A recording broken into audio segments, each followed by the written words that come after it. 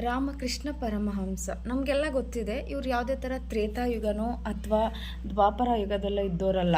ಇವರು ನಮ್ಮ ಕಲಿಯುಗದಲ್ಲೇ ಇದ್ದವರು, ಕಾಳಿ ಮಾತೆಯನ್ನು ಪೂಜೆ ಮಾಡ್ತಾ ಇದ್ದಂಥವ್ರು, ಕಾಳಿನ ಹೊಲಿಸ್ಕೊಂಡಂಥವ್ರು.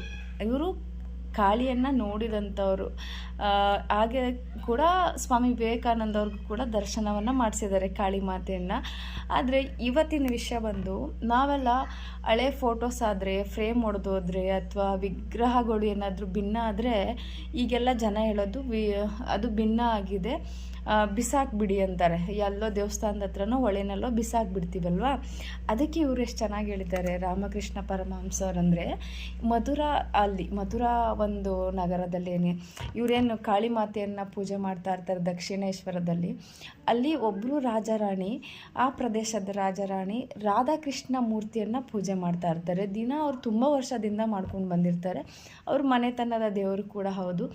ಹಾಗಾಗಿ ಪೂಜೆ ಮಾಡಬೇಕಾದ್ರೆ ಒಂದು ದಿನ ಹೊಳೆಯಲ್ಲಿ ರಾಧಾಕೃಷ್ಣ ವಿಗ್ರಹಕ್ಕೆ ಒಂದು ಏನು ನಾವೀಗ ದೇವ್ರನ್ನೆಲ್ಲ ತೊಳೆಯೋದು ಆ ಥರ ಎಲ್ಲ ಮಾಡ್ತೀವಲ್ಲ, ಆ ಥರ ಒಂದು ಸ್ನಾನ ಮಾಡಿಸ್ತಾ ಇರ್ತಾರೆ ರಾಧಾಕೃಷ್ಣ ವಿಗ್ರಹಕ್ಕೆ. ಆ ಒಂದು ಸಮಯದಲ್ಲಿ ವಿಗ್ರಹ ಕೈ ತಪ್ಪಿ ಬಿದ್ದು ಒಡೆದೋಗುತ್ತೆ, ಭಿನ್ನ ಆಗುತ್ತೆ ಸ್ವಲ್ಪ. ಹಾಗೇನು ಮಾಡ್ತಾರೆ ಎಲ್ಲರೂ, ಅದನ್ನು ಬಿಸಾಕ್ಬಿಡಿ, ನೀರಲ್ಲೇ ಬಿಟ್ಬಿಡಿ, ವಿಘ್ನ ಆಗಿದೆ, ಅದನ್ನು ಮತ್ತೆ ಪೂಜೆ ಮಾಡೋಕ್ಕೆ ಯೋಗ್ಯ ಅಲ್ಲ ಅಂತ ಹೇಳ್ತಾರೆ.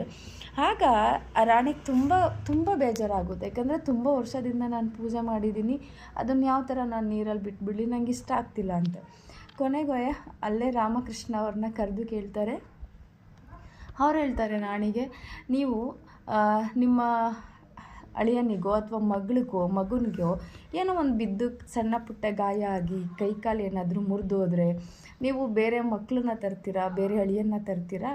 ಆಗಲ್ಲ ಅಲ್ವಾ, ಅದನ್ನು ಸರಿ ಮಾಡ್ಕೊತೀವಲ್ವ. ಅದೇ ಥರ ವಿಗ್ರಹಗಳು ಕೂಡ ಏನಾದರೂ ಬಿದ್ದು ಹೊಡೆದೋದ್ರೆ ಅದನ್ನು ಸರಿ ಮಾಡಿಸ್ಕೋಬೋದು. ಫೋಟೋಗಳು ಏನಾದರೂ ಹೊಡೆದೋದ್ರೆ ಅದಕ್ಕೆ ಹೊಸ ಫ್ರೇಮ್ ಹಾಕ್ಸ್ಕೋಬೋದು. ಅಂದರೆ ಫ್ರೇಮ್ ಮೀನ್ಸ್ ನಾನು ಯೂಸ್ ಮಾಡ್ತಿದ್ದೀನಿ ಬೋರ್ಡು, ಏನಾದರೂ ಅದನ್ನು ಬಿದ್ದು ಹೊಡೆದೋದ್ರೆ ಅದನ್ನು ಒಂದು ಇದು ಮತ್ತೆ ಇದು ಮಾಡ್ಕೊಳ್ಬೋದು.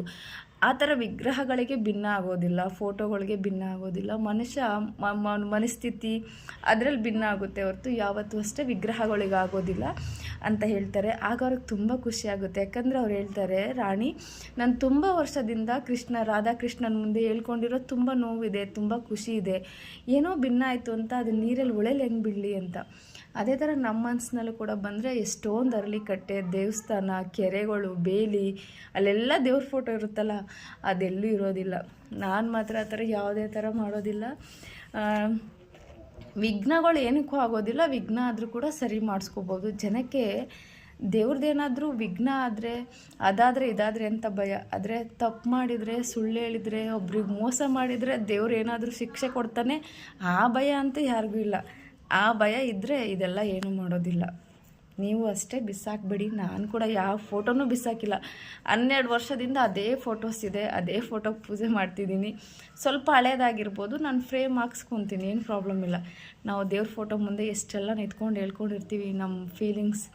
ಖುಷಿಯಾಗಿದ್ದಾಗ, ದುಃಖ ಆದಾಗ, ಹರಕೆ ಕಟ್ಕೊಳ್ಳೋದು, ನಮಗೇನು ಬೇಕು ಅದೆಲ್ಲ ಸಂಕಲ್ಪ ಮಾಡೋದು, ಅದೆಲ್ಲ ಮಾಡಿ ಒಂದೇ ಸಾರಿಗೆ ವಿಘ್ನ ಆಯಿತು ಅಂತ ತೊಗೊಂಡೋಗಿ ಎಲ್ಲೋ ಬಿಸಾಕ್ಬಿಡ್ತೀವಿ. ಆವಾಗ ದೇವ್ರು ಇರಲ್ವಾ? ಭಗವಂತ ಎಲ್ಲ ಯಾವಾಗೂ ಇರ್ತಾನೆ.